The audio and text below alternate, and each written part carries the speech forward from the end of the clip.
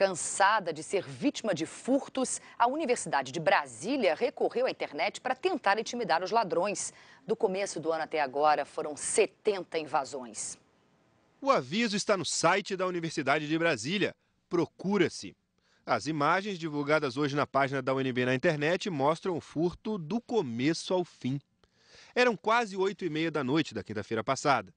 Esse homem percorre tranquilamente as salas da televisão da Universidade de Brasília sem ser incomodado.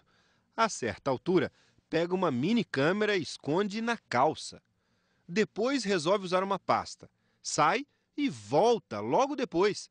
Mais confiante ainda, abre armários, pega uma sacola, passa de novo pelas salas, pelo estúdio de gravação, recolhe a bateria da câmera que estava carregando e sai. Agora com 2 computadores portáteis na sacola.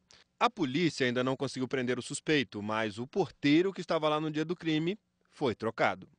O ladrão foi tão audacioso que quando ele chegou aqui na entrada, ele cumprimentou o porteiro, disse que era professor e entrou tranquilamente nas salas onde estavam os equipamentos. Por isso, a Polícia Federal suspeita que ele conhecia bem a rotina do campus. Mas agora, para evitar que ele volte, tem uma foto dele bem aqui. O prefeito do campus da Universidade de Brasília está preocupado e quer aumentar a segurança.